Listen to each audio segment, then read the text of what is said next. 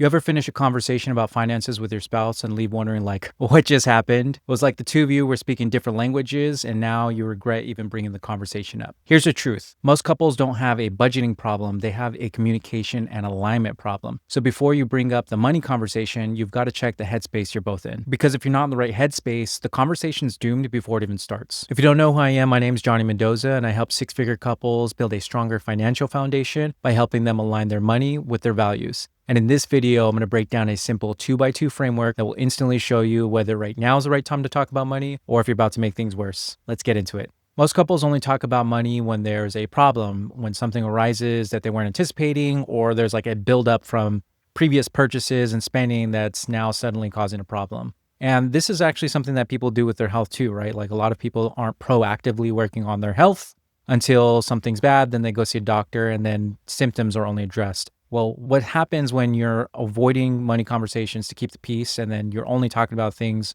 when they're bad is at this point, you're anticipating a negative conversation. So even walking into the conversation because you're anticipating it to be negative, that's making it even worse than it could be.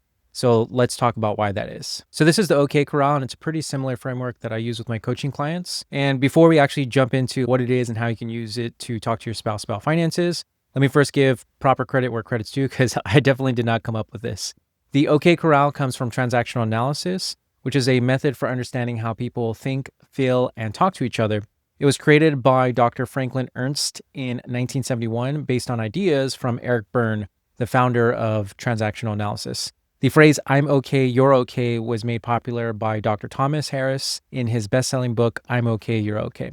So let's go ahead and jump into what all this stuff means. So essentially, this is a tool that will help you bring light to your personal perception, help you with self-awareness on your mental states about a conversation. And it'll also give you some perspective onto where your spouse may be when you want to talk to them. And then if you are able to identify both your perceptual being and your partner's, you can time the conversations to where you're both going to be in a positive headspace and have productive conversations. Maybe you don't agree with everything, but you're able to have productive conversations to where you're at least able to talk without attacking each other, blaming each other, or making it less about solutions and more about, let's say, the past or things that you dislike from each other. So I'm going to break down this whole framework here that you see on the screen, and then we're going to talk about the practical applications of it. So let's break this down row by row, starting with I'm okay, you're okay. Within this model is the only place where positive communication can actually occur.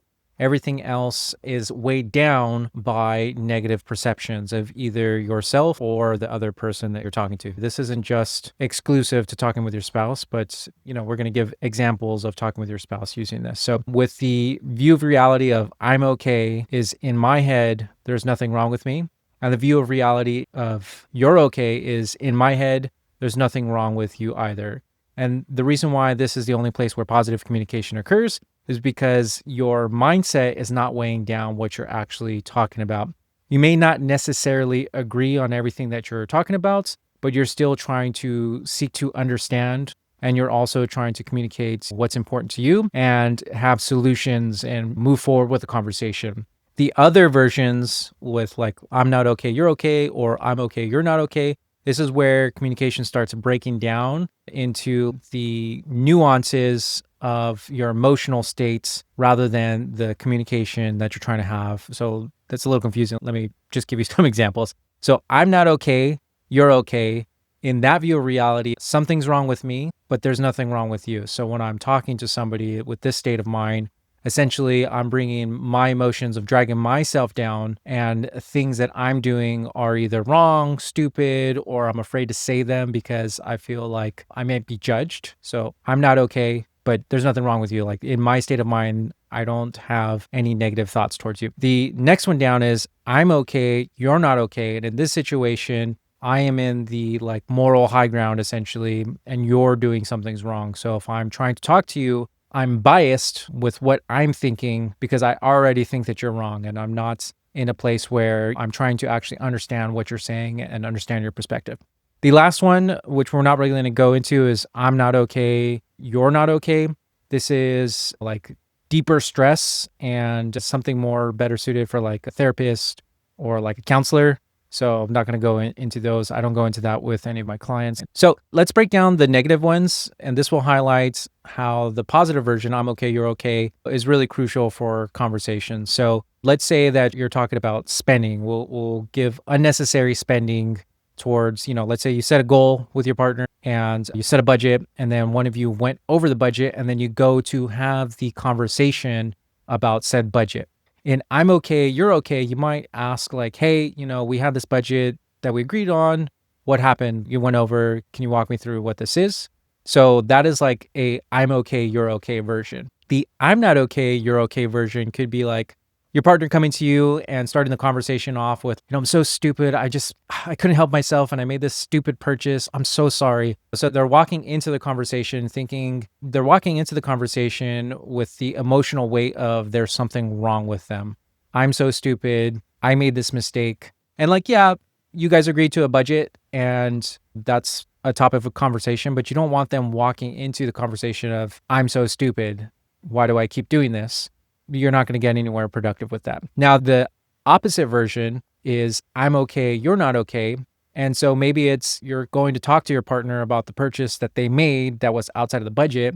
And you start the conversation off like, why do you always make these stupid purchases? You keep wasting our money on dumb stuff. So that frame of reference is I'm okay, I didn't break the budget, but you broke the budget and you're stupid for breaking the budget.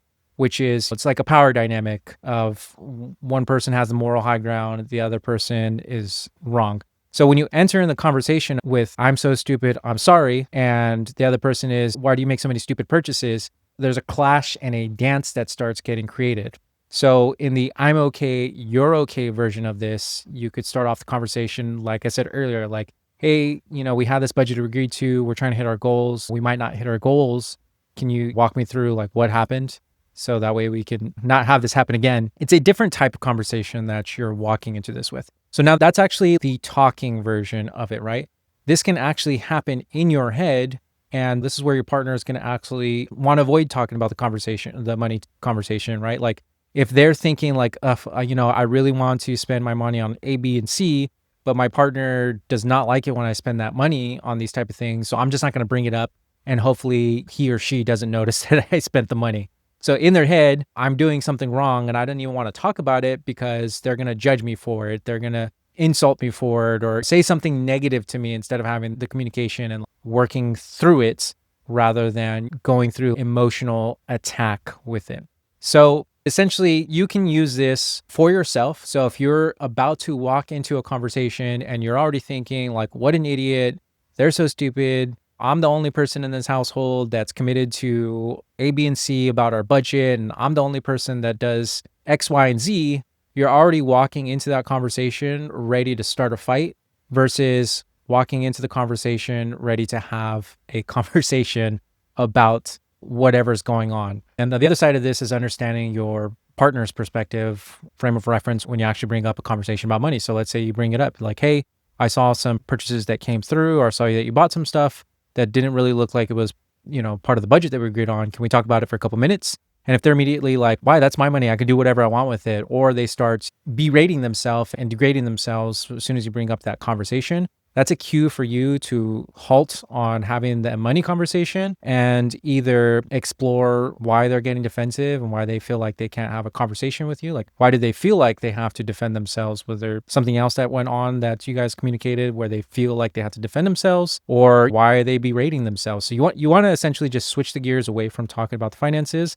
and either pause and bring up the conversation later and ask like, hey, what can I do to help you get into a better space to talk about this stuff? Because I don't want you to have to defend your purchases. I just want to have clear communication so we both understand what's going on. And I want us to both be on the same page. So that'll help you understand your perception and the perspective of your partner. So how do you get somebody from I'm not okay, you're okay, going from I'm so stupid, I'm sorry, berating themselves, degrading themselves, calling themselves an idiot, or feeling the weight of like, I keep messing up and I'm afraid to talk about this, or the opposite version of you're such an idiot, you keep making all these stupid purchases, I always expect you to mess up.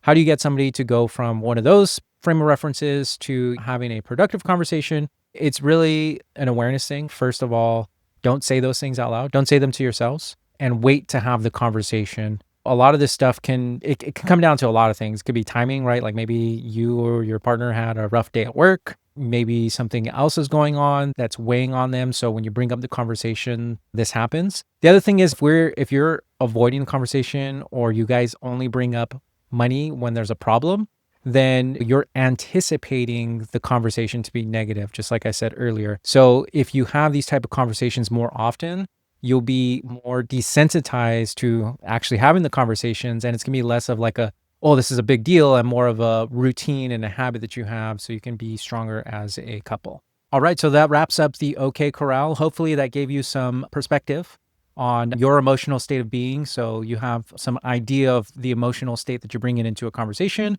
and then also give you some perspective on the emotional states that your partner might be having when you bring up these type of conversations. So that way you can decide, do I keep pushing this now to try to have this conversation? Do I pivot to have it later? Do I need to have some sort of intervention with my partner? Whatever it may be, hopefully you have that perspective. Helping couples navigate through these type of conversations is actually something that we do with the aligned money method, where we help create a safe space and clear communication frameworks to talk about money. We help couples align their values, their vision, and their goals, and define roles on who does what with their financial game plans. And then we actually help them build a custom financial plan that's aligned with their vision that they defined earlier in the program. So if that's something that you're interested in, you can go ahead and check out the description down below. There will be a link to book a call with me, and I'll be happy to chat and help you out if I can. Otherwise, stay tuned for the next one.